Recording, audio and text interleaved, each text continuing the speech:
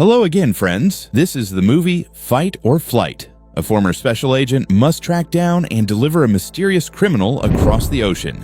However, during the flight, it turns out the plane is crawling with a motley crew of assassins. The film kicks off aboard an airliner slicing through the skies. Inside the cabin, a massive brawl unfolds in slow motion. Passengers clash using chainsaws and firearms. A stray shot rips a hole in the fuselage, and unlucky fighters tumble out into the void.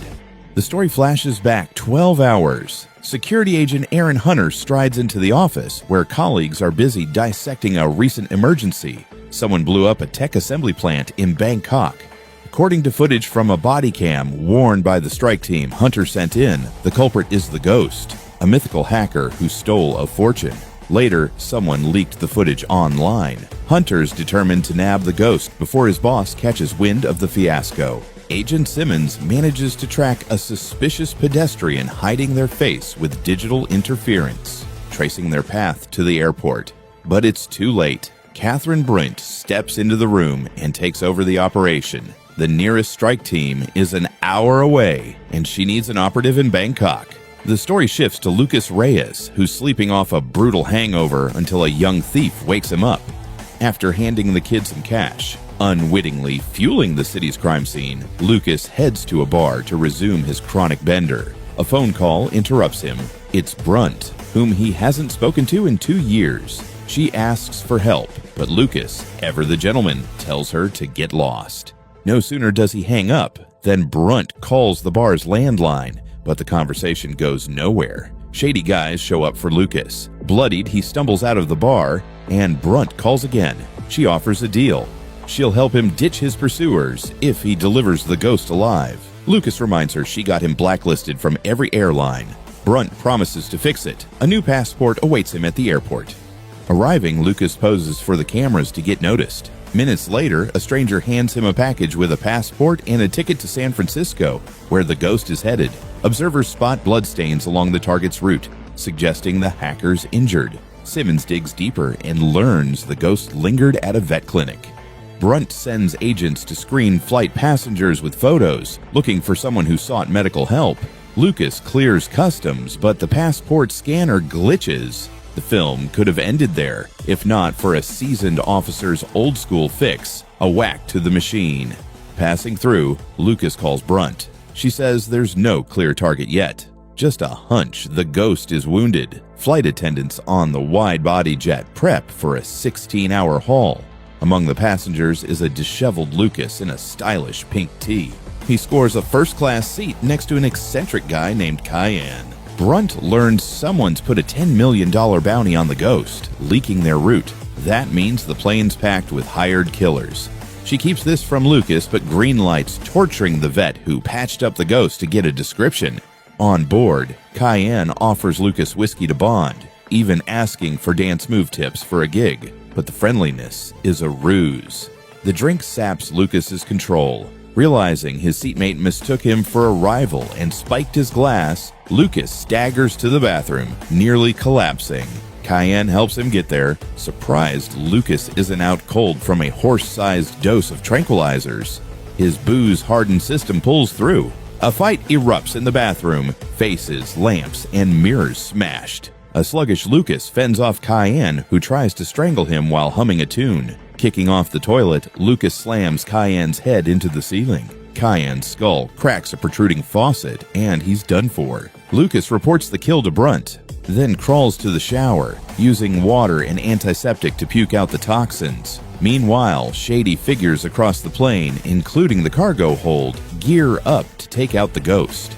A girl with contact lenses spots an air marshal and tails him.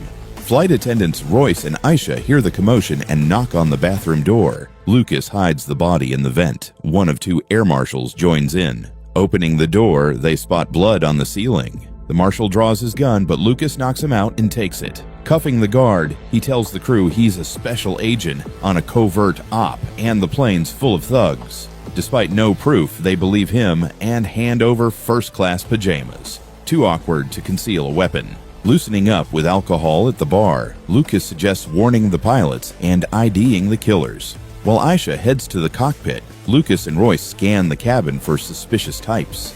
In the galley, a steward finds the marshal's gun and badge. Someone's dumped the second marshal's body down an elevator shaft to the cargo hold. To confirm their fears, Lucas and Aisha descend and find the corpse, the work of an unknown assassin.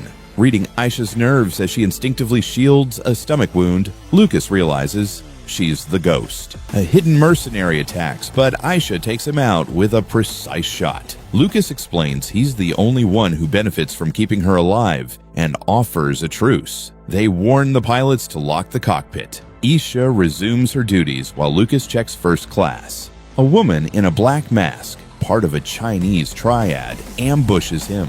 After a brutal fight involving testicular twisting, Lucas impales her face on glassware. It doesn't stop her, but a headbutt drives the glass into her skull, killing her. 3 more triad fighters jump in. Armed with 2 bottles, Lucas smashes them and wields the shards. Dispatching the trio, he faces a 4th, breaking his arm and choking him out. Meanwhile, a turbaned man, Aisha, served coffee to approaches her. He recognizes her from a robbed oligarch's description and moves to strangle her, but collapses. Aisha spiked his coffee with a sedative. Stashing the triad bodies, Lucas learns why they targeted him. His photos on their phones as a bonus mark. Hiding the corpses, Aisha reveals the gang uses child slave labor in electronics factories. Brunt tells Hunter that Lucas was a covert agent. Once he snapped and beat a politician fond of abusing young prostitutes. The guy was the CIA director's brother, sparking a manhunt. Brunt sold him out but tipped him off to flee. On board, the crew realizes most passengers have Lucas's photo. They're all hunting him. He decides to strike first, using a meal tray and surprise. An epic brawl erupts in the cabin as panicked passengers scatter. Dishing out beatdowns, Lucas nearly falls into a trap, but Aisha saves him. He tells her to stay out of it. If the killers realize she's the main target, it'll get messier. 2 goons overhear and attack from both sides. One wields a clarinet with a hidden blade. Lucas prevails but takes a side wound. A hulking foe exploits the pain, but Lucas strangles him with a seatbelt. Meanwhile, Aisha caves in another killer's skull with a meal container. As they nearly regroup, 3 Japanese women hit Lucas's leg with a dart. Aisha breaks up the fight, explaining they're Master Leon and her students, whom she saved by buying their land with stolen funds. Now they guard her against capitalism. To treat Lucas's wounds, the group descends to the cargo hold via a hatch. Aisha shares she was an orphan sold into slavery, assembling tech in Patagonian workshops until her hacking talent emerged. Escaping, she built an AI computer that cracks networks in minutes. Brunt learns from the vet that Aisha's the ghost. Hunter steps outside and faces the boss, who leaked Lucas's photo to the killers, aiming to nab the ghost's device and eliminate her. Hunter offers Brunt a cut. Back at the office, it's clear this isn't a government hub, but a digital data processing firm. On board, Aisha says the killers have her photo and are storming the cargo hold. Lucas suggests a 2-pronged attack through nose and tail hatches. For a boost, he downs adrenaline, actually toad venom, triggering hallucinations. As the women fight, Lucas sees a killer with sparks flying from his head. Really just blood. A shot tears the fuselage and the plane loses altitude. The pilots stabilize it, while killers toss rivals out the hole. At low altitude, the co-pilot heads to the bathroom, letting 2 assassins in pastor suits kill the crew without a plan to land. In the cabin, survivors surround Lucas. Aisha tosses him a chainsaw from the hold. Grabbing it, he unleashes a Texas-style massacre. Blood fountains and a wild glare included. Sadly, the Japanese women fall in battle. Only when the killers are gone does it hit. Someone off the pilots. Hunter and Brunt await the plane, but it's a no-show. Realizing they've been duped, Brunt kills Hunter and calls Lucas. Wounded, Lucas says he won't deliver the ghost or her device, accusing her of exploiting child labor, hinting he knows her dirty secrets. Turns out Aisha's flying the plane elsewhere, not San Francisco, so they're untraceable. Bidding Aisha farewell, Lucas passes out. He wakes in a grimy room rigged as a hospital ward. Before he can take it in, an explosion rocks the place, and Isha emerges from the dust. She says it's not over.